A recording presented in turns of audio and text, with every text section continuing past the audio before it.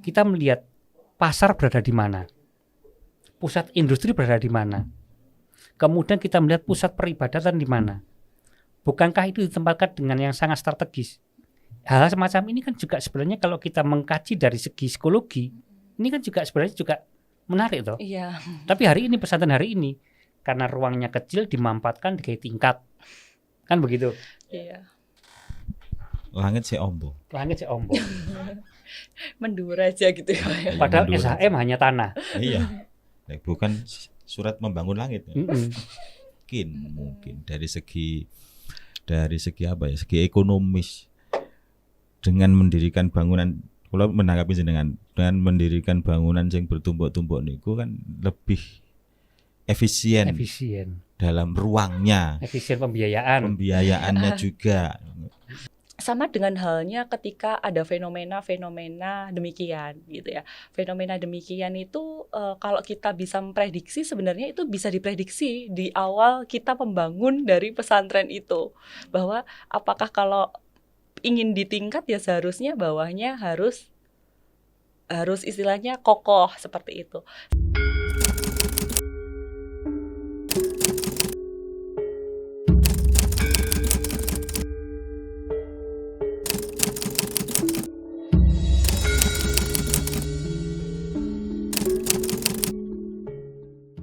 Assalamualaikum warahmatullahi wabarakatuh. Waalaikumsalam warahmatullahi Bismillah, alhamdulillah, wabarakatuh. salatu wassalamu ala rasulillah wa ala alihi wa ashabihi wa man tabi'a sunnatahu wa jama'atah min yamina hadha ila yamin nahdah.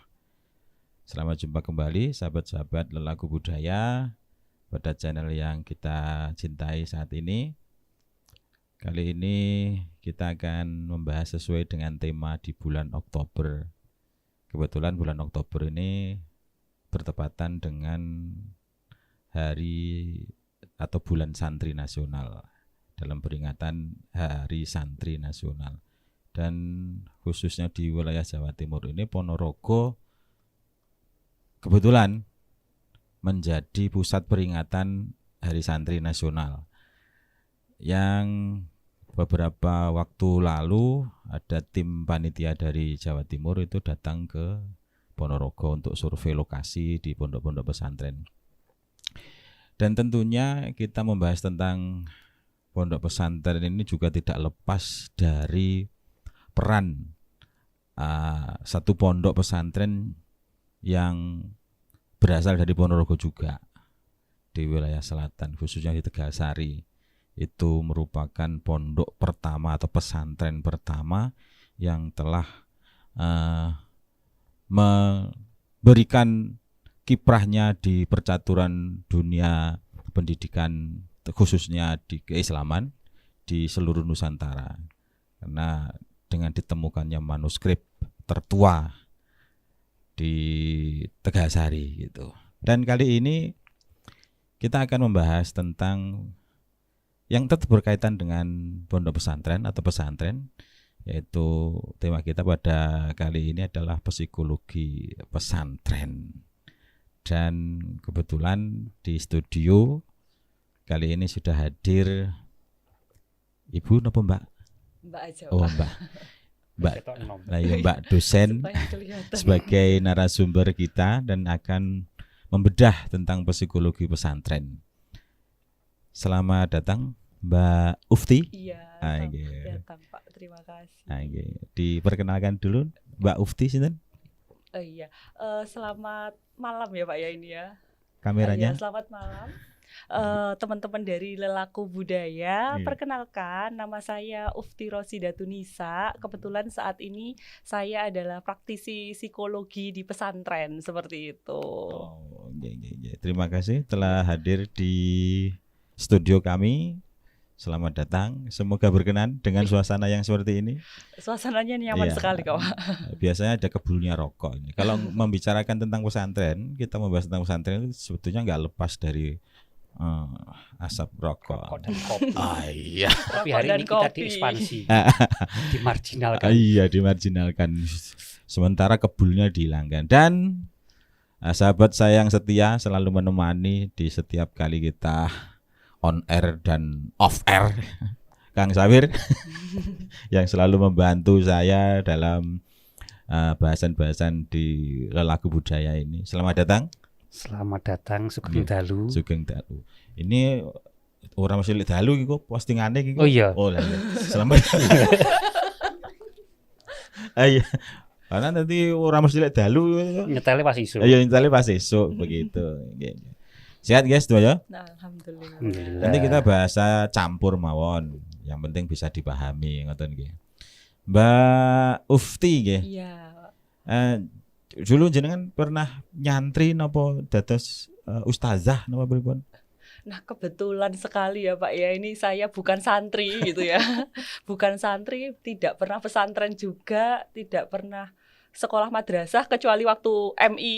Oh, ngoten. Ya, madrasahnya cuma kenalnya waktu MI aja.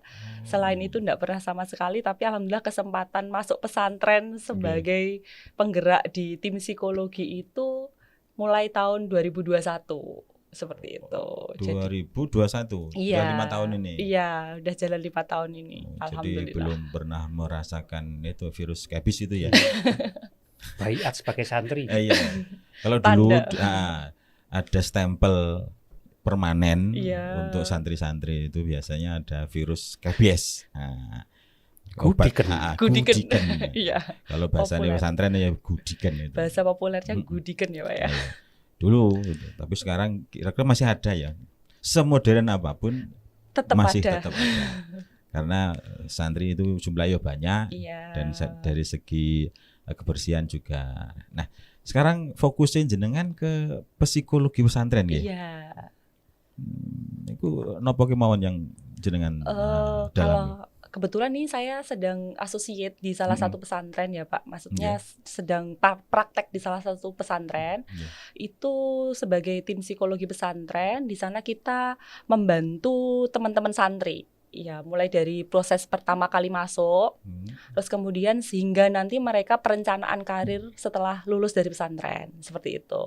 Jadi mulai taruh bidangnya itu biasanya kita kategorikan sebagai bidang adaptasi di awal, termasuk bidang sosial, Iya. terus bidang akademik, emosional, sampai nanti perencanaan karir, seperti itu. Setelah lulus. Iya, setelah lulus dari pesantren. Oke. Jadi persiapan mulai dari Masuknya, iya. dari pendampingan, Iya. dari orang tua juga, Iya, tentu. psikis anak juga. Iya, sampai nanti anak itu merencanakan lulus itu mau lanjut kemana, seperti itu. Oh, gitu. Jadi istilahnya jangan mulai dari awal nol santri atau calon santri yang misalkan masih punya niat misalkan lulus dari SD lah. Iya. Nah, nanti ada pendampingan Iya. sampai dia mau lulus, langkahnya nanti kemana? Iya, kita bantu dampingi karena kebetulan di pesantren kami itu ada SD-nya. Jadi biasanya beberapa wali murid itu konsultasi. Kalau udah kelas 6 SD itu kalau pesantren seperti apa gitu. Jadi fokus jenengan juga itu loh, kehidupan psikologi di pesantren juga gitu. Iya. Dinamikanya keseharian dari santri-santri gitu. Iya. Sesuai dengan pengalaman jenengan. Kalau dari pengalaman saya pribadi ya Pak ya, kebetulan saya di sana itu tidak sendiri. Jadi ada timnya, ada jumlah timnya. kami itu ada 3 orang yang membantu. Biasanya kita menangani itu santri dari TK, karena di sana itu ada TK-nya, TK, SD, sampai SMK. Itu. Tapi yang mukim itu hanya MTS dan sampai SMK. Jadi MTS, MA, SMK. Yang masih kecil-kecil itu belum mukim, seperti itu. Nah, kita menangani kalau di pesantren itu kan banyaknya permasalahan itu pasti disebabkan karena berteman ya. Itu sudah populer sekali bahasan itu tuh selalu ada itu karena berteman. Jadi pengalaman saya yang pasti kejadian permasalahan itu tentang sosialisasi antara teman satu dengan teman yang lainnya. Di lingkup pesantren. Iya, di lingkup pesantren. Sudah masuk itu anaknya. Iya, udah masuk. Dan kalau di awal masuk sekali yang pasti populer itu adalah proses adaptasi. Nah, itu biasanya terjadi bagi anak-anak kelas bawah. Kelas bawah itu maksudnya di MTS kelas 1.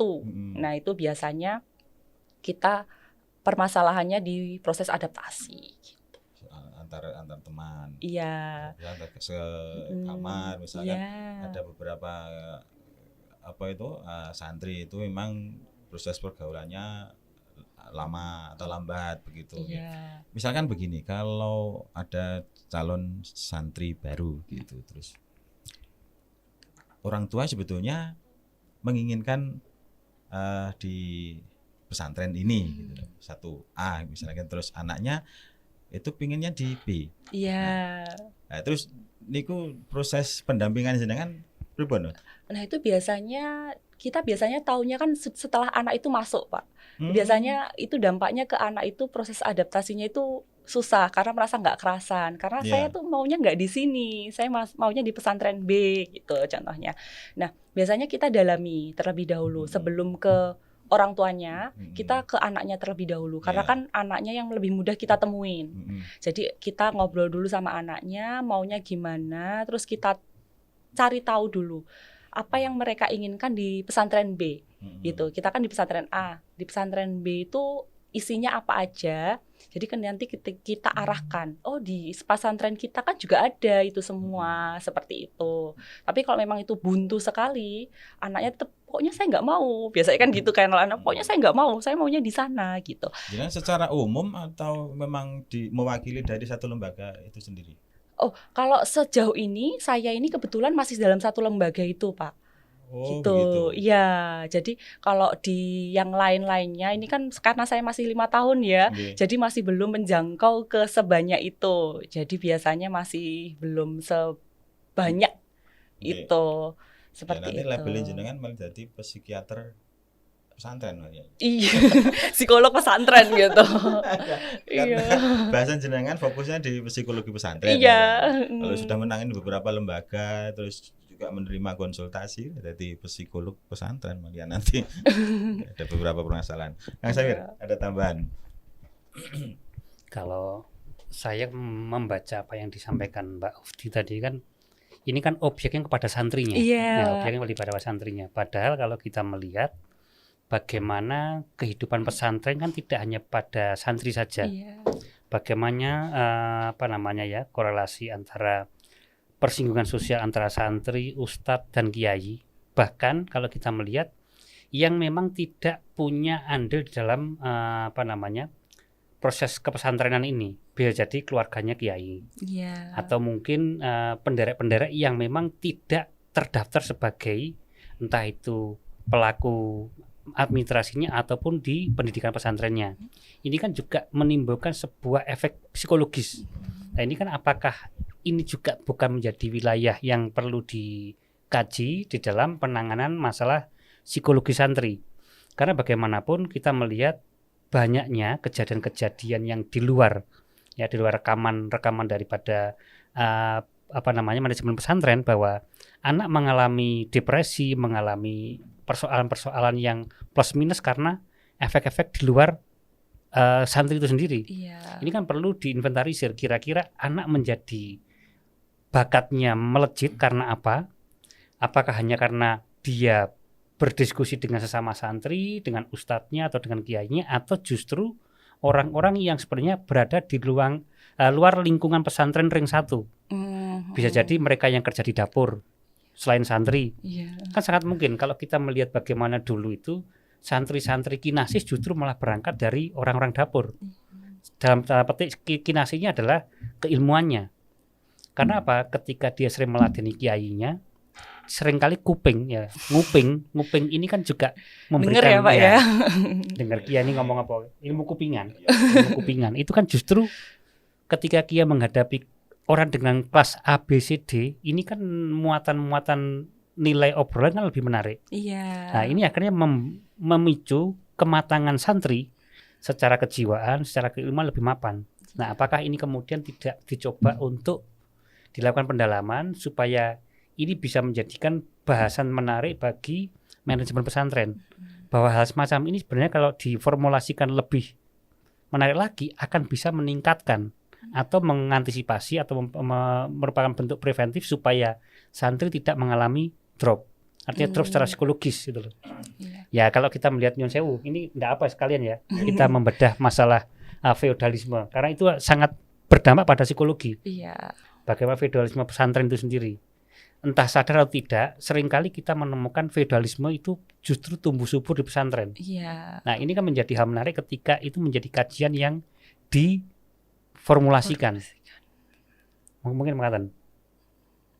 Iya, iya memang itu kritik yang bagus. Maksudnya kritik yang sangat membangun ya Pak ya. Maksudnya ini saya tanggapi terlebih dahulu. Itu kritik yang mungkin itu akan menjadi pertimbangan bagi kami yang bergerak di bidang pesantren gitu. Karena memang kebetulan kalau lewat dari bakat minat itu di pesantren yang sedang saya associate ini, itu kebetulan dari awal itu sudah kita lakukan psikotes bahasanya ya. Jadi anak itu sudah kita psikotes sesuai dengan bakat minatnya. Jadi nanti anak-anak akan diarahkan sesuai dengan bakat minatnya dan disediakan oleh di lingkungan pesantren kami seperti itu.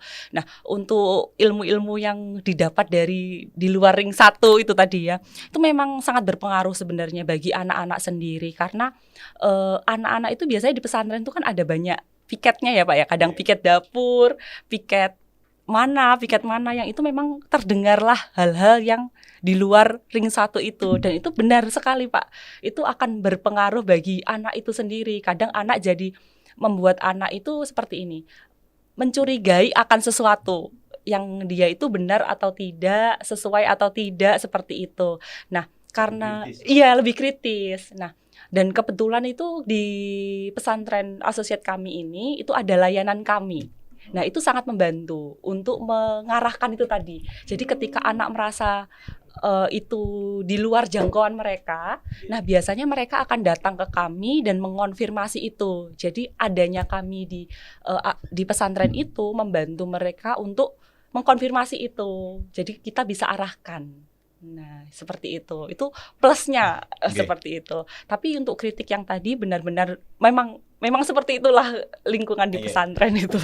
Mungkin yang disampaikan Kang Sawir itu pesantren yang basicnya salaf. Iya. Nah, jadi yang dinamakan pesantren itu terstruktur, di situ ada kiai, di dalamnya kiai itu sendiri juga ada struktur sendiri.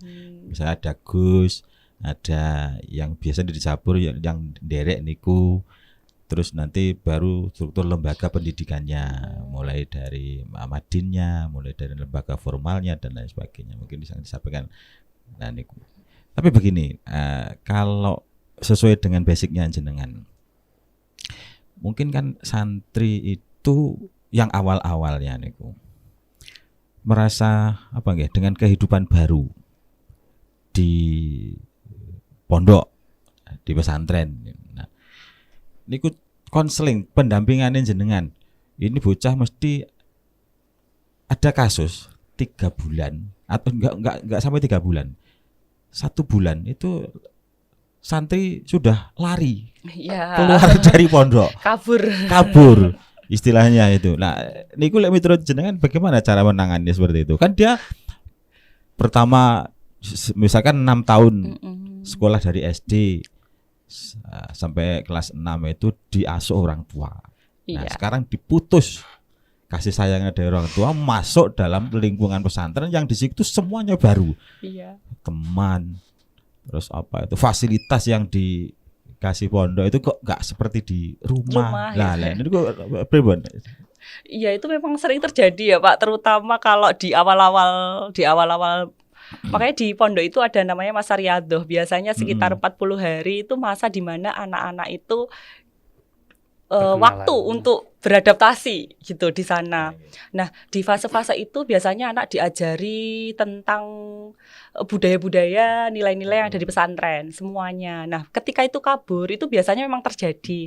Nah, maka dari itu untuk mencegah itu terjadi, kami berharap kepada orang tua yang memang ada niat untuk memondokkan putra-putrinya, yang pertama boleh dilakukan untuk sounding ke anaknya terlebih dahulu. Setelahnya anaknya itu dikasih tahu bahwa nanti SMP itu nanti kamu bakal mondok, di pondok itu ada ini dan ini dan ini seperti itu. Setelah itu juga dibantu untuk mengerti atau memahami bantu diri seperti melipat baju, terus masukkan baju ke dalam almari, melipat selimut. Itu mungkin bagi kita semua itu simpel ya Pak ya. Tapi seperti yang tadi Bapak katakan, bahwa itu kemungkinan di rumah kalau biasanya dilipatkan baju, di baju masuk udah ada di lemari, itu bagi anak-anak pesantren itu hal yang sulit untuk pertama kali. Makanya harapannya supaya nggak terjadi perkaburan itu nanti.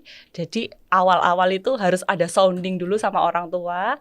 Nah, ketika sampai pesantren, sebagai kami adalah layanan tim psikologinya, otomatis kami akan melakukan konseling secara individu untuk menanyakan kenapa kok kabur, apa yang terjadi, seperti itu. Nanti mereka akan menceritakan. Ini nggak berbenturan dengan salah satu statement di pesantren.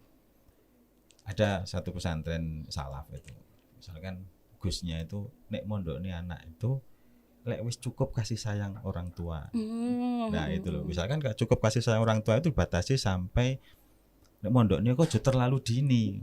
Karena anak itu kan nggak mungkin diputus kasih sayangnya dari orang tua. Nah niatnya orang tua mondok nih anak itu ya ben oleh ngilmu, tapi ada satu fase di mana anak itu kasih sayang orang tua kurang. Nah, strateginya jenengan pripun?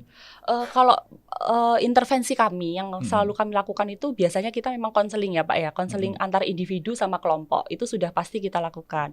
Tapi memang kasus-kasus di pesantren itu kan banyak. Jadi seperti yang memang udah full kasih sayangnya, itu memang kalau udah full kasih sayangnya itu rewelnya biasanya nggak lama karena kan orang tuanya tetap menunjukkan kasih sayangnya. Tapi beda lagi dengan teman-teman yang memang itu kasih sayangnya emang dari awal itu kategorinya tidak full menurut, kan itu subjektif ya Pak ya. Jadi menurut mereka itu tidak full seperti itu. Nah itu biasanya agak rewelnya itu agak lama karena mereka merasa kayak kok saya nggak dijenguk, kok saya nggak ditemui, seperti itu gitu. Dan yang kita lakukan selalu konseling. Dan bagusnya di pesantren asosiat kami itu karena kami sudah berjalan 5 tahun ini, anak-anak sudah terbiasa. Jadi ketika mereka merasa kesulitan, mereka akan dengan sadar datang ke kami. Seperti itu. Karena kita sudah merintisnya dari 5 tahun ini, jadi mereka sudah sadar. Jadi dari 2021 itu, jadi mereka sudah sadar seperti itu. Nah, okay. Mungkin kan begini juga di pemikiran orang tua atau wali santri lah istilahnya. Karena di pesantren itu mungkin wali santri itu memundurkan waktunya untuk memondokkan anak. Mungkin perlu ada beberapa ilmu yang disiapkan sebagai dasar agar nanti tidak mengganggu fokus dia di pesantren.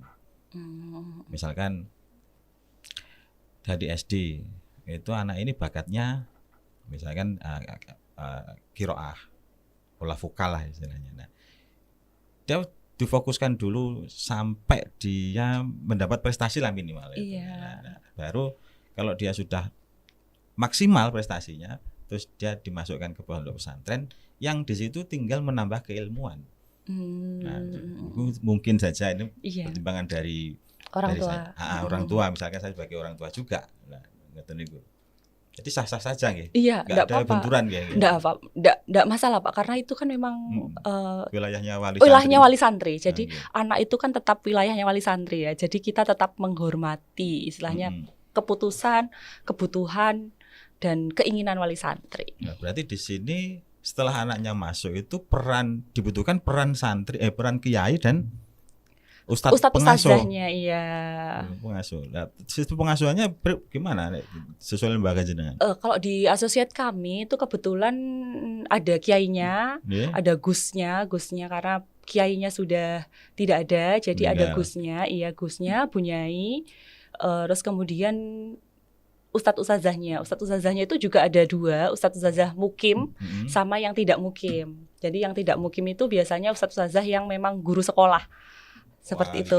Iya, kelas, ya guru-guru yang di kelas pagi untuk sekolah SMP, sekolah formalnya. Iya, sekolah formalnya gitu. Untuk guru-guru yang lainnya itu biasanya mukim, guru tahfidz, guru ngaji itu mukim, seperti itu. Nah, yang saya biarin misalkan kan Mbak Ufti ini kan psikologi pesantren saya kok lebih mengarah ke modern Ton. Iya, sepertinya pesantrennya modern kok Pak. Lah, Ya, ya memang pesertanya Sesuai dengan modern. basicnya jenengan juga ini Iya. masih cocok nggak dengan model pesantren salaf nih? Kalau kita melihat butuhnya, perlunya sebuah lembaga atau divisi yang mengurusi psikologi itu, walaupun di salaf pun juga butuh. Ya, karena apa? Kita bicara masalah rumah tangga aja, bapak, ibu, dan anak. Nah, bagaimana psikologi anak itu harus diperhatikan juga. Iya. Apalagi kita melihat pesantren, ya namanya pesantren itu ada lebih dari 10 anak. Kalau hanya ditangani dengan sistem formal, akademiknya, ya sekolah formalnya, kemudian madinya saja, bagaimana tumbuh kembang psikologi itu sendiri? Karena di pendidikan itu ada psikologi pendidikan juga. Iya. Artinya apa? Seorang guru harus melihat anak ini sedang mengalami apa. Dia mengalami perkembangan psikologi, hormonnya yang lebih berkembang yang mana, itu memicu adrenalin seperti apa, kemudian psikologinya seperti ini, memicu perilaku seperti ini. Dengan adanya dampak-dampak dari lingkungan. Kita melihat kalau di modern, itu banyak kasus adanya senioritas dalam pesantren itu sendiri. Iya, benar. Ini juga memicu yang namanya feodalisme juga. Iya. Dia membentuk feodal-feodal kecil.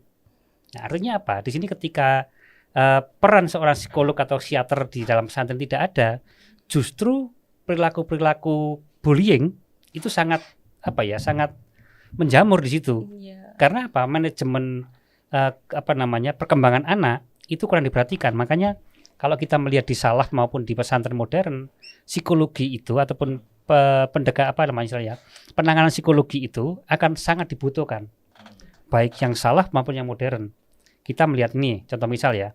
Hari ini kita melihat banyaknya fenomena santri, terutama dalam pesantren modern, itu justru menjadi lebih dominan superiornya. Karena apa? Eksklusivitas daripada pesantren itu sendiri. Di mana dia merasa aku ini bakal jadi kiai, aku bakal jadi ustadz, aku bakal jadi dai. Hal semacam ini ketika tidak dimanage di psikologinya, di kemoralnya ataupun di psikologi tadi ya, dia akan merasa lebih tinggi daripada orang lain. Karena belum lagi ketika melihat tradisi-tradisi senioritas tadi, seorang senior pasti akan memberikan tekanan-tekanan dan secara tidak sadar akan membangun yang namanya dendam. Dendam ini ketika dia pada posisi senior, dia akan melakukan seperti itu juga.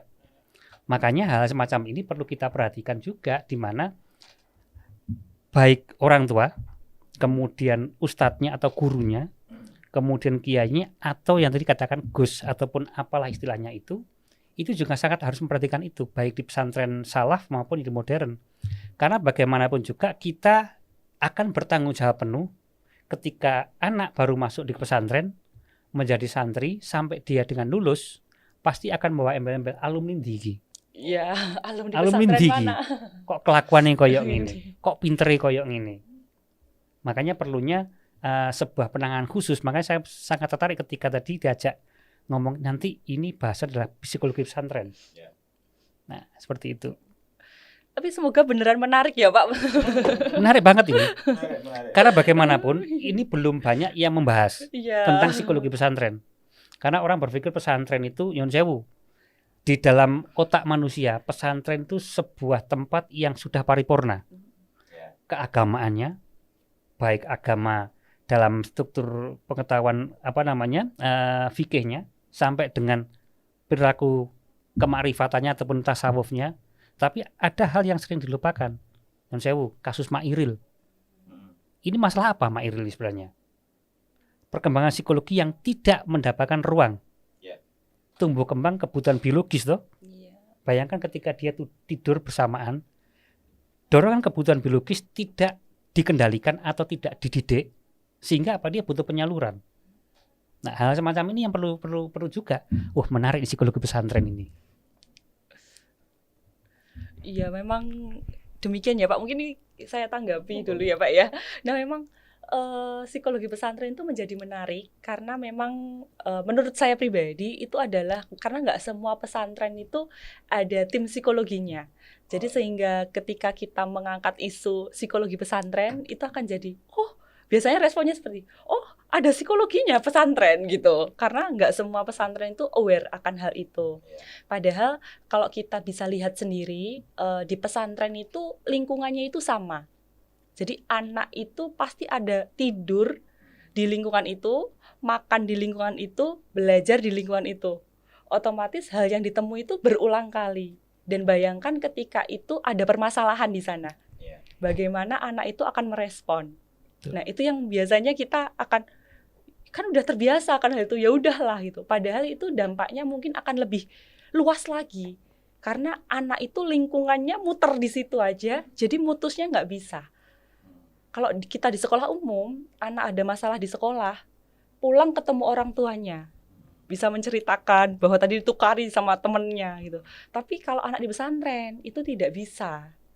Nah, maka dari itu peran kita di sana harapannya bisa memutus itu. Ketika anak-anak itu merasa kesulitan, merasa lingkungan itu tidak nyaman bagi dia, nah harapannya adanya layanan psikologi pesantren ini bisa membantu seperti itu, Pak.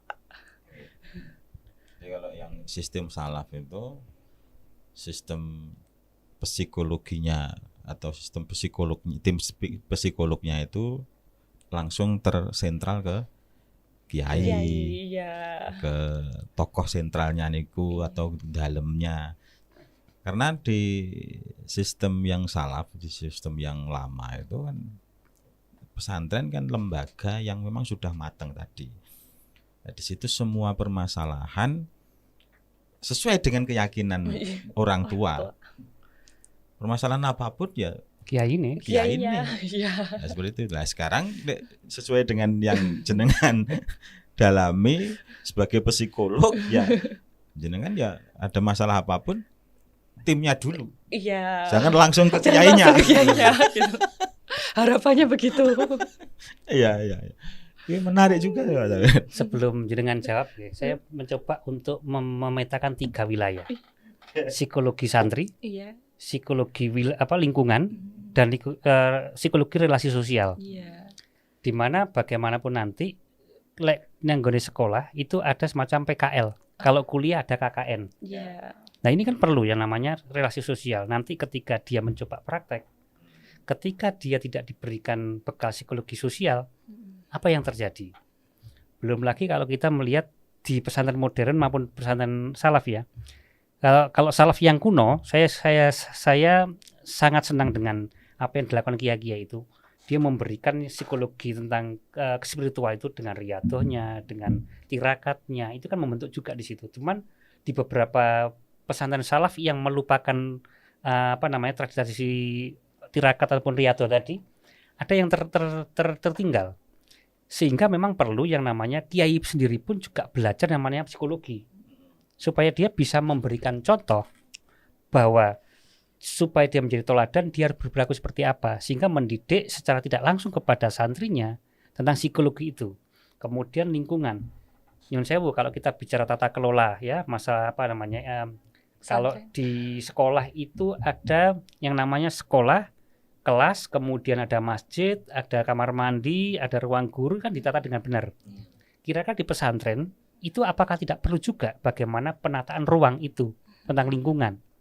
Karena bagaimanapun kalau kita melihat orang yang terbiasa di ruang kecil, psikologi seperti apa? Ketika dia di ruang besar yang tidak tertata, dia menjadi seperti apa? Muncul keliaran atau muncul ketertataan. Nah, belum lagi ketika kita bicara sistem relasi sosial tadi.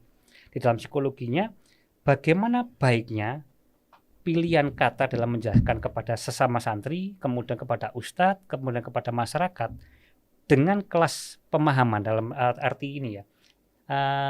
Pengetahuan ketika berhadapan dengan masyarakat desa, belum tentu orang desa itu tidak pintar.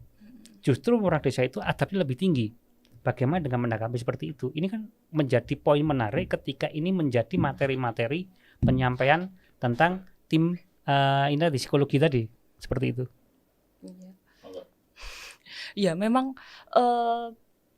hal-hal seperti itu tuh sangat istilahnya kalau dalam lingkungan pesantren itu memang sangat istilahnya kayak kita itu bisa di lingkungan itu tuh terus-menerus gitu loh Pak. Kayak kalau memang biasanya kalau di pesantren itu kan memang ada tadi anak itu berkaitannya dengan masyarakat tadi itu seperti apa.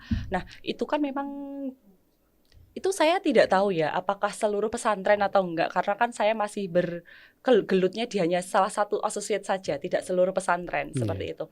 Jadi kalau di pesantren kami kebetulan itu memang interaksi antara warga sekitar ataupun dengan pesantren sendiri itu biasanya memang sering terjadi, seperti kalau ada acara besar diundang dan lain-lain, dan anak itu dilibatkan akan hal itu. Tapi dalam sekolah formal sendiri itu tadi seperti Mbak katakan bahwa ada yang namanya, kalau di kuliah itu ada namanya KKN. Wiyata Mandalanya. Wiyata Mandalanya. Nah, kebetulan di sekolah kami itu ada yang namanya sekolah dengan peminatan. Jadi anak itu diajarkan seperti menjahit, memasak, dan lain-lain seperti itu memang ada kelasnya. Dan itu tidak semuanya, ya memang anak yang ingin saja. Jadi mereka ada pilihan, beberapa pilihan, mereka milih.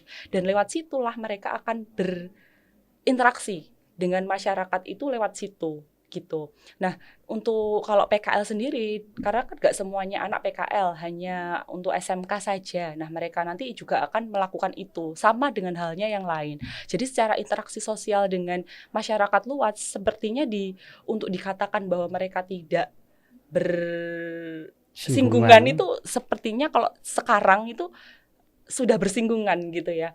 Tapi kalau memang untuk secara intens gitu, intens sekali sampai ke warga-warga itu kemungkinan belum sampai ke sananya.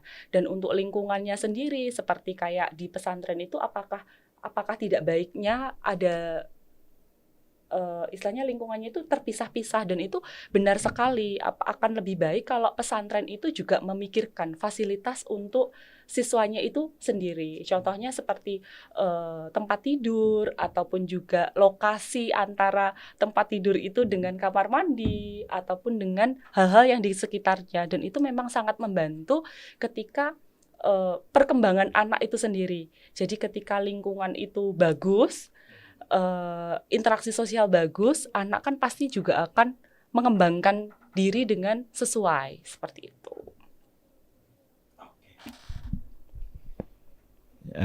Ada beberapa pondok pesantren atau pesantren modern lah, yang di situ memakai sistem semi tertutup. Semi tertutup. Ya, semi tertutup. Artinya dia bisa berinteraksi dengan masyarakat sosial yang lain, misalnya di lingkungan pondok itu. Setelah dia misalkan 5 tahun di pondok nggak boleh keluar, nah, mungkin ada program, jadi dia berinteraksi dengan orang luar, atau misalnya dia bisa langsung praktek ilmunya itu setelah 5 tahun dia digembleng dalam pesantren itu. Dan ini saya mencermati dari si satu pesantren itu, keilmuannya yang dia terima selama 5 tahun ketika dipraktekkan di lapangan ternyata berbenturan dengan budaya, tradisi, adat dan lain sebagainya di lingkungan itu tertentu. Nah, mungkinkah nih pesantren-pesantren itu juga harus mempelajari, atau misalkan ada satu materi atau satu kegiatan lapangan yang mensinkronkan antara pesantren dan masyarakat. Kebetulan kan banyak saat ini, seperti yang dikatakan Pak Sawir tadi. Iki bocah lulusan ngendi? Kok sudah lulus tapi kok urung iso nyapa-nyapa. Lah niku lho. Lah peran ini pripun? Itu memang banyak terjadi ya Pak, dan itu juga koreksi juga bagi beberapa pesantren yang kemungkinan tidak memikirkan bahwa output lulusannya pesantren itu harusnya bisa apa aja gitu. Iya. Itu emang koreksi juga sih ini bagian dari psikologinya itu. Bagian dari lembaganya, pendidikan formal ataupun non formalnya. Iya. Kalau untuk dari segi psikologinya gitu ya, mungkin saya menanggapinya itu ya. Kalau untuk dari segi manajerial dan manajemennya, mungkin lain kali bisa diundang yang pemangku kepentingannya seperti itu. Nah, untuk dari segi psikologinya, memang ada beberapa. Saya pernah berada di salah satu pesantren yang lainnya juga, kecuali yang associate ini. Pesantren ini itu fokusnya hanya di bahasa Inggris dan bahasa Arab. Jadi Tapi pesantrennya itu di daerah Jawa gitu. Otomatis Jawa kan banget. Jawa banget. Otomatis kan istilahnya bahasa Jawa itu nggak bisa lepas dari situ. Jadi santri itu diwajibkan untuk berbahasa Indonesia, bahasa Inggris sama bahasa Arab. Bahasa Jawa itu tidak diperkenankan gitu. Jadi nggak boleh gitu ya. Dimarginalkan dari lingkungannya. Iya, dari lingkungannya. Tapi kita tidak bisa mengatakan itu harus habis gitu, Pak. Karena kan kita tinggal di lingkungan yang di sampingnya pesantren itu berbahasa Jawa. Bahasa lokal. Iya, bahasa lokal gitu kan. Jadi otomatis meskipun di lingkungan pesantren itu mereka istilahnya dilarang keras untuk berbahasa, tapi dalam tuntutan interaksi sosial mau tidak mau kan mereka harus mengerti bahasa Jawa itu. Meskipun santrinya kemungkinan dari Kalimantan, dari Bali, yang otomatis kan nggak tahu bahasa Jawanya itu seperti apa gitu. Tapi singgungannya malah tetangga pesantrennya nyel orang Jawa. Otomatis kan mau ngomong, mau nyuwun sewu, itu kan harus menggunakan bahasa Jawa. Dan itu biasanya memang terjadi. Mereka akan bertanya-tanya, di pesantren kan nggak boleh ngomong bahasa Jawa. Tapi Memang kita, tidak diajarkan. iya, tapi kita malah ngomong ke teman-teman, ke lingkungan sekitar ngomongnya pakai bahasa Jawa. Ini kita gimana gitu ya. Nah, itu pasti akan terjadi kontras itu. Nah, itu biasanya anak akan bingung. Jadi ini harusnya seperti apa gitu. Dan kalau kita belajar kitabnya, itu mungkin saya tidak tahu, kitab itu kan memang biasanya kan diterjemahkan itu, kalau ngaji kitab itu biasanya pakai bahasa Jawa. Yeah. Nah, anaknya itu kan yang bukan dari orang Jawa kan nggak tahu, nggak paham sama sekali. Nah, itu biasanya memang itu adalah tuntutan sosial yang mau tidak mau anak itu harus beradaptasi akan hal itu gitu. Ya, memang harus disiapkan. Memang harus disiapkan juga. Meskipun nggak ahli, setidaknya bisalah bahasa-bahasa awam yang memang ya permisi, nyuwun sewu, pangapunten seperti itu. Meskipun di pesantrennya nggak ya haram pakai bahasa Jawa seperti itu. Malah kena takzir gitu. Saya jadi ingat kepancing ingatan saya tentang nyuwun sewu. Ini saya tidak mencoba untuk apa ya, memisahkan ya, untuk memunculkan sebuah penilaian, tetapi ini kita membaca tentang perkembangan bahwa dulu sejarah pesantren hadir itu ada pesantrennya baru terbentuk masyarakatnya, kan begitu. Seorang kiai datang, walaupun itu mungkin ada warga di situ, tapi kan belum terbentuk masyarakat yang islami, masyarakat yang terbentuk dengan peradaban Islam, struktur sosial ya tradisional seperti itu. Kiai datang, kemudian ada beberapa orang yang belajar, kemudian menjadi santri, akhirnya terbentuklah pesantren itu. Kemudian kita melihat lagi sebenarnya apa sih fungsi daripada pesantren, tidak hanya bagaimana dia mengajarkan ilmu keagamaan, tetapi sebelum dia bisa mengajarkan ilmu keagamaan, tentunya kalau kita melihat struktur pendidikan, seorang guru harus paham betul psikologi, kan begitu, supaya materi ini nyampe. Sebaik-baiknya ilmu, secerdas-cerdasnya guru ketika tidak memahami psikologi yang dihadapi, tidak bakal kok nyampe ilmu ini. Makanya kalau saya kan betul lulusan IKIP, ya, di IKIP itu ada materi kuliah namanya psikologi pendidikan. Dan saya juga yakin nanti di sekolah-sekolah pendidikan yang lain pun juga ada psikologi pendidikan itu. Nah, ini menjadi persoalan ketika pesantren hari ini membuat pesantren tanpa memikirkan atau melakukan kajian psikologi, satu terhadap objek, yakni santrinya, kedua adalah objek pelaku, ya ini adalah ustadznya, kemudian kepada objek lingkungannya, kemudian objek bendanya. Contohnya seperti ini, pesantren berdiri seolah-olah hari ini membentuk benteng yang membatasi dirinya dengan lingkungannya, sehingga dampak sosial daripada kehadiran pesantren justru hari ini tidak ada. Nah, hal semacam ini kan perlu menjadi wacana yang perlu diungkap.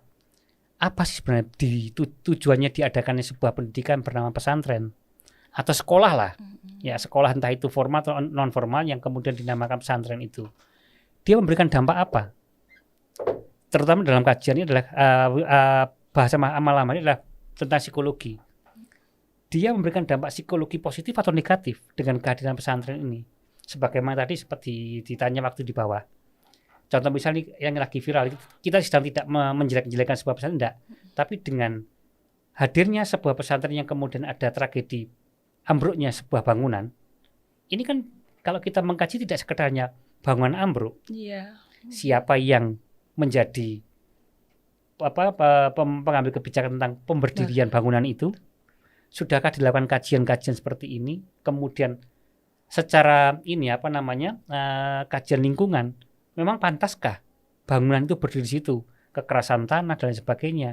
Tentunya kan sebelum ke sana juga mikir, ketika bangunan diberadakan di Wiyata Mandala kalau di sekolah, bangunan itu dibentuk akan memberikan efek seperti apa, fasilitasnya ada, ini akan menunjang pendidikan atau justru menghambat pendidikan.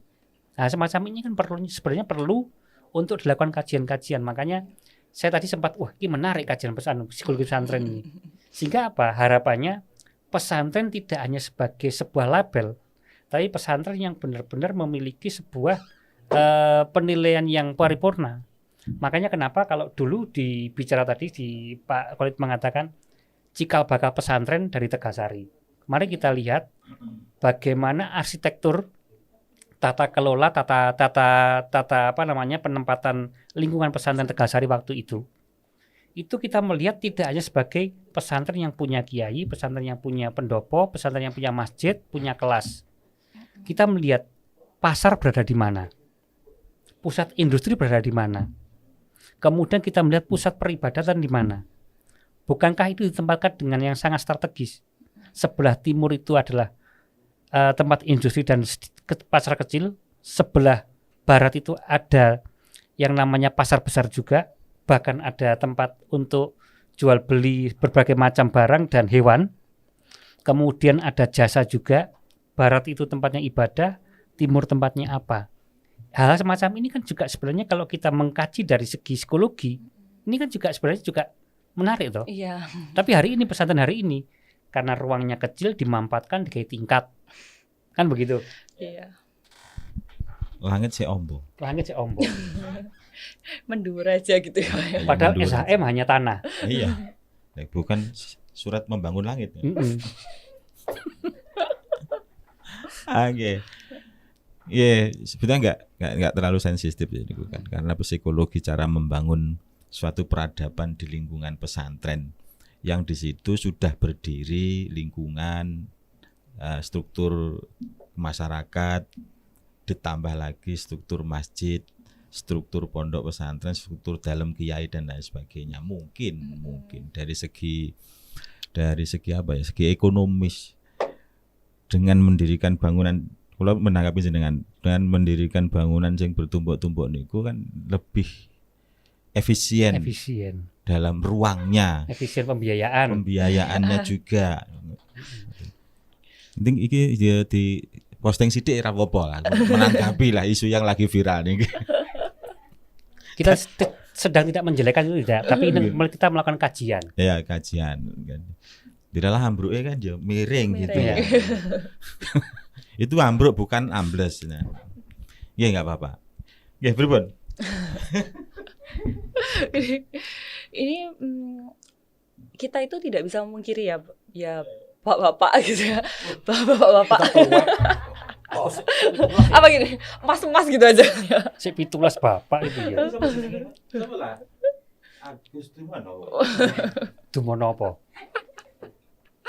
Kita tidak bisa memungkiri bahwa mungkin ada peralihan fungsi pesantren ataupun peran pesantren dari zaman ke zaman. Mungkin kalau dulu itu pesantren benar-benar kita fokuskan pada pembelajaran keagamaan, tapi sekarang ditambahkan ada sekolah formalnya. Sama dengan halnya kita bisa lihat dari segi-segi yang lainnya. Awalnya memang untuk kita mengabdi supaya anak-anak mencari ilmu, geser lagi untuk ke siap menjadi pekerja. Iya, siap bekerja ataupun juga geser lagi ke lebih ke kita mungkin ke manajemennya, jadi lebih ke bisnisnya seperti itu. Itu memang kita tidak bisa memungkiri ya Pak ya, itu ada pergeseran memang di sana dan kita sama-sama menyadari akan hal itu gitu. Dan sama dengan halnya ketika ada fenomena-fenomena demikian gitu ya. Fenomena demikian itu kalau kita bisa memprediksi, sebenarnya itu bisa diprediksi di awal kita membangun dari pesantren itu, bahwa apakah kalau ingin ditingkat ya seharusnya bawahnya harus istilahnya kokoh seperti itu. Sama dengan halnya ketika kita berada di pesantren. Kalau memang ingin santri kita berkembang, santri kita sesuai, santri kita layak untuk berada di masyarakat juga, berarti di dalamnya pun harus kokoh, entah secara akademik, sosial, emosional, dan tentu aja secara perkembangan karir setelah lulus, seperti itu. Itu kalau kita menanggapinya dari segi pesantren, psikologi pesantren yang memang saya istilahnya saya tekuni seperti itu harusnya demikian gitu. Ada satu pernyataan. Niki jenengan saya minta pendapatnya mawon gitu. Pernyataan bahwa niki yang saya kutip pernyataan dari Agus Sunyoto. Dumono. Bukan, itu yang ketua Les Bumi. Ya, ya. PBNU. Kiai Agus Sunyoto. Bahwa pesantren itu adalah satu-satunya lembaga pendidikan yang liberal, bebas. Nah, bebas apa? Jadi santri secara emosional terikat dengan kiai, tapi secara pemikiran kiai itu membebaskan pikirannya. Dia punya ide apa, kontrolnya tetap dengan kiai. Nah, ngeten. Tidak harus, kan sekarang sudah ada pendidikan formal. Sudah pendidikan formal itu membunuh pendidikan yang non formalnya. Banyak kan sekarang pendidikan formal sampai full day juga. Iya. Akhirnya pendidikan non formal yang itu di Madin diajarkan bicarane berjalan di depan orang tua, bicarane mengolah iki masjid ini bisa berkembang, carane dia diterjunkan di masyarakat. Tidak hanya IT saja, tapi dia juga etika. Karena secara keseluruhan pendidikan itu kan mengajari orang beretika, beretika kepada masyarakat, lingkungan, alam, dan lain sebagainya. Nah, kalau dulu di pesantren sing masih lama itu kan itu memang caranya beretika ning nggone alam, bagaimana ning sawah piye nyantrik, ngopeni kewan piye lah. Masih pantas kan enggak? Cocok ora relevan enggak dengan kondisi saat ini, dengan dinamikanya pesantren sing banyak kepentingan lah. Iya. Kalau kita bisa simpulkan secara umum ya Pak, kita tidak bisa menyimpulkan bahwa itu masih cocok atau tidak gitu ya. Tapi dari pandangan kami yang bergerak memang di bidang psikologi pesantren itu untuk hal itu mungkin itu udah ada pergeseran. Karena tuntutan wali santri pun sekarang itu juga bergeser gitu. Mungkin kalau dulu tuntutan wali santri itu setelah lulus pesantren setidaknya bisa mengimami, bisa mengaji dengan lancar, bisa melakukan interaksi dengan kegiatan masyarakat yang secara peribadatan seperti itu. Tapi sekarang itu bertambah tuntutannya. Seperti iya. Kalau lulusan pesantren itu mau kuliah di mana? Bisa keterima di perguruan tinggi mana, bisa kerja apa, punya skill apa. Nah, itu sekarang tuntutan wali santri itu karena bergeser juga, otomatis ya menurut kami bahwa akhirnya pesantren pun juga menyediakan sesuai dengan tuntutan-tuntutan wali santri yang memang mencari pesantren yang paling cocok untuk putra-putrinya gitu.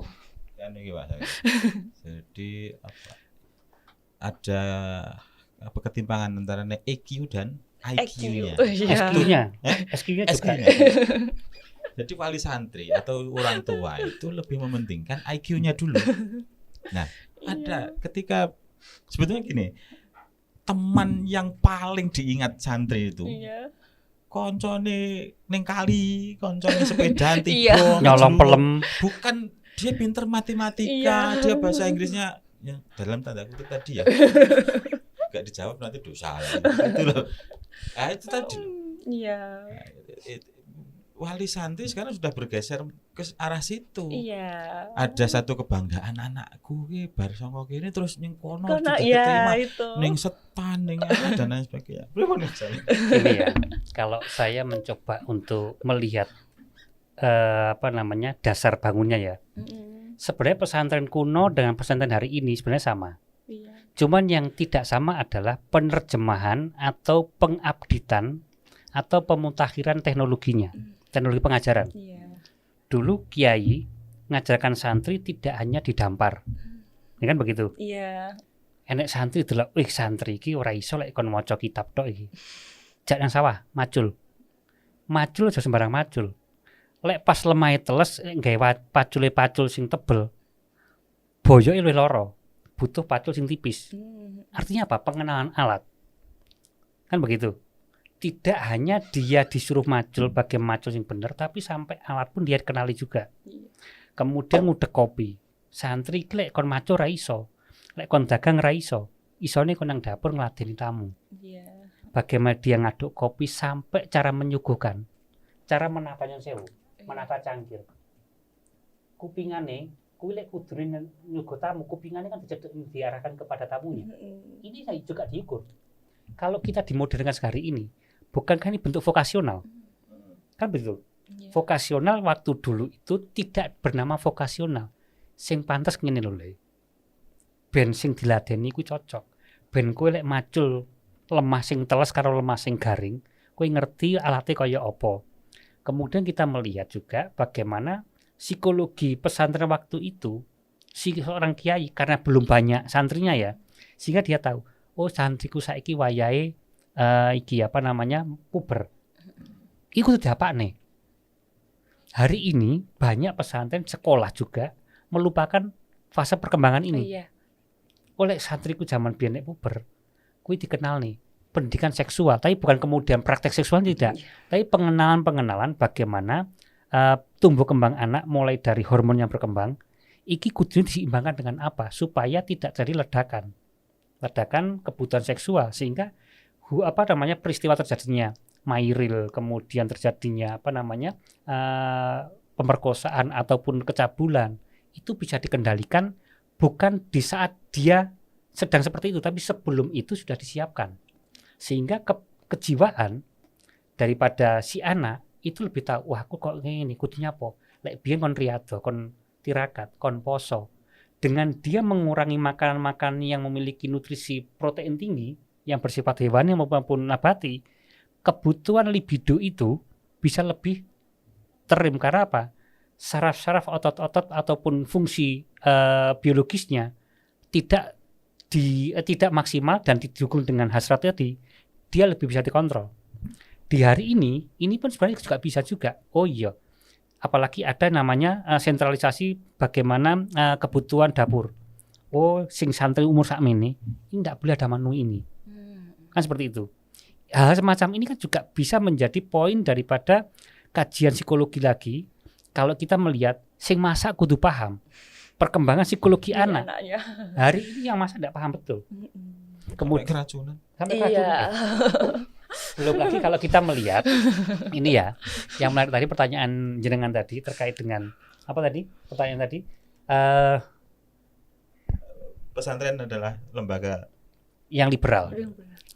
Liberal dalam tanda petik loh ya. Saya paham betul ya Gus Nyoto karena akrab, saya juga lama tinggal di Malang.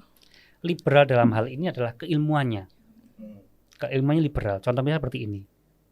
Pesantren itu punya ruang merdeka. Kalau kita mau jujur ya. Pesantren apapun tidak bisa diintervensi oleh pemerintah waktu itu ya, tapi hari ini sudah dikendalikan.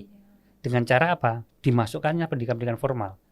Dulu pesantren mau diformulasi seperti apa tidak bisa karena sudah punya sistem pendidikan sendiri. Bersifat sorokan maupun badongan. Yang muatan-muatan materinya sudah punya formulasi sendiri yang tidak akan sama dengan pesantren yang lain. Keliberalannya seperti ini. Dia bisa memformulasikan yang namanya kurikulumnya sendiri. Dia tidak bisa distandarkan secara nasional.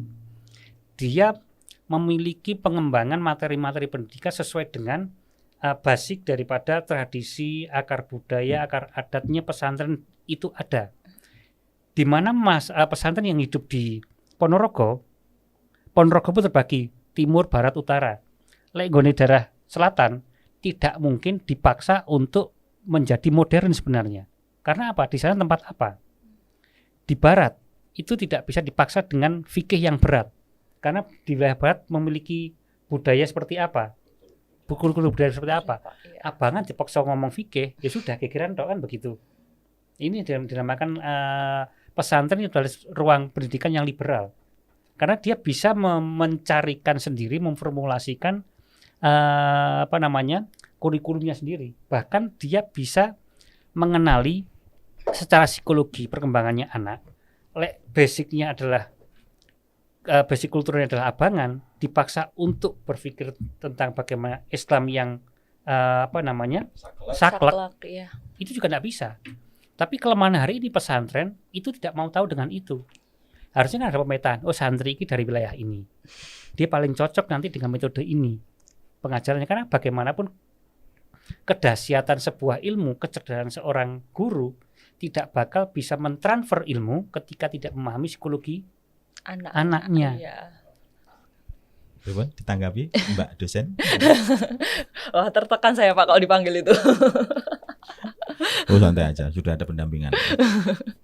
Nah, menanggapi dengan hal yang pertama tadi ya Pak ya, mungkin tentang perkembangan. Kok tadi disinggung juga sama Bapak bahwa di pesantren itu nggak hanya berkembang secara itu aja, tapi berkembang secara seksual. Nah, itu memang benar ya, benar itu akan jadi isu-isu berikutnya yang memang itu memang terjadi, mau dibilang rahasia sebenarnya nggak rahasia, dibilang secara umum itu sebenarnya ya rahasia juga gitu ya, bahwa memang kalau dari aspek seksualitas anak-anak itu biasanya memang berkembangnya mulai dari kemungkinan itu ada yang mulai dari kelas 2 SMP-an ke atas itu mereka akan bergerak di bidang seksual, itu mereka akan muncul lah hasrat-hasrat tertentu gitu ya. Nah, ketika dalam hal itu peran kami di sana gitu, saya mungkin menjelaskan dari peran kami ya, karena memang itu yang biasanya kami lakukan. Nah, ketika itu muncul, kita mengenalkan kepada anak. Jadi biasanya kami mengumpulkan anak-anak di usia awal gitu ya, awal remaja yang kemungkinan nanti akan mengalami fase itu. Kita kumpulkan anak-anak, kemudian kita kenalkan. Mungkin bagi anak-anak itu saru, tapi itu adalah proses pendidikan seksual yang memang anak itu harus paham. Karena kalau mereka itu tidak, mungkin kita menelaah anak itu, dia bakalan ngerti. Itu kesimpulan. Tapi sebenarnya anak itu tidak ngerti. Makanya nanti ada kesenjangan yang lainnya yang akan muncul. Makanya kita berikan pendidikan seksualitas itu kepada anak. Biasanya kita lakukan itu mulai anak itu kelas 2 SMP. Kita jelaskanlah bahwa fase anak itu mulai remaja itu bagaimana perempuan dan laki-laki, dan untuk menghindari yang akan kemungkinan terjadi yaitu seperti kekerasan secara seksualitas, kekerasan fisik, verbal, ataupun hanya kekerasan secara kekerasan seksual secara umum seperti itu. Dan itu benar kami laksanakan. Semoga dengan adanya kami jadi itu berfungsi gitu ya, dan anak-anak tahu bahwa ketika mereka mengalami hasrat seperti itu, apa yang harus mereka laksanakan? Gitu sih. Saya teringat dulu di pesantren, mungkin salah satu strategi untuk memperkenalkan pendidikan seks. Iya. Ada 1-2 kitab yang dulu pernah ngaji juga. Itu ada kitab Uqudul Jen. Itu ya membahas tentang seksualitas, hubungan yang halal. Ada Qurratul Uyun juga, hampir sama isinya juga. Nah, itu yang bisa atau yang boleh mengaji, ikut sorogan atau ikut ngaji badongan itu ya santri-santri yang memang sudah cukup umur, misalkan di SMP ke atas. Iya. Nah, itu. Kalau yang masih SD itu belum sampai. Nah, seperti itu. Dulu itu. Tapi sekarang kayaknya di pesantren-pesantren sudah banyak yang modern, jadi pendidikannya sudah nggak tahu lah itu pendidikatnya bagaimana. Yang saya tahu hanya di pesantren yang salaf. Oke, sebagai closing jenengan tentang calon wali santri. Nah, atau calon orang-orang tua yang ingin memondokkan anaknya, pesan-pesan jenengan. Iya. Terima kasih sebelumnya ya untuk para mungkin yang menonton ini berniat untuk memondokkan putra-putrinya. Kami dari tim psikologinya pesantren berharap Bapak Ibu semuanya memberikan sounding yang berkali-kali kepada putra-putrinya. Terus kemudian juga mohon dibantu untuk menelaah bantu dirinya seperti apa, dan juga harapannya Bapak Ibu semuanya menemukan pesantren yang memang sesuai dengan value ataupun nilai-nilai yang ada di keluarga. Jadi semoga tidak ada ketimpangan atau kesenjangan di sana ketika pesantren itu sesuai dengan nilai-nilai keluarga seperti itu. Dan tentu aja saya sampaikan juga kepada Bapak Ibu wali santri dan teman-teman semuanya, pesantren itu tetaplah lembaga pendidikan seperti itu. Jadi ada banyak orang di sana. Jadi ketika merasa putra-putrinya nakal, ya udah masukin pesantren aja gitu ya. Keluar jadi pasti jadi orang yang bagus gitu ya. Jadi kami ingatkan kembali bahwa pesantren itu menurut kami bukan pusat rehabilitas gitu ya. Kami tetap lembaga pendidikan, kami tetap berproses bagaimana lembaga pendidikan itu berlangsung. Jadi ketika masukkan putra-putrinya, jangan lepas tangan dan tetap berikhtiar dan juga terus berkomunikasi baik dengan pesantren seperti itu. Rehabilitasi. Closing yang sangat bagus. Saya menambahi, pesantren bukan tempat penitipan anak. Betul. Betul nggih? Benar sekali, Pak. Oleh sebab itu jangan takut memondokkan anak, memasukkan anak di pesantren.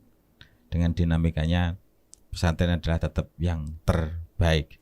Selamat Hari Santri Nasional, khususnya untuk Ponorogo, pesantren-pesantren di wilayah Ponorogo. Tetap semangat, pesantren adalah pusat pendidikan yang terpercaya. Assalamualaikum warahmatullahi wabarakatuh. Waalaikumsalam warahmatullahi wabarakatuh. Oke, terima kasih Mbak Ufti. Nah, ada kenang-kenangan dari studio. Nah, niki Kang Sawir yang sepuh untuk memberikan kenang-kenangan. Terima kasih sekali. Saya sudah sering masuk kamera. Ya, jangan bosan untuk menonton channel kami dan semoga bermanfaat.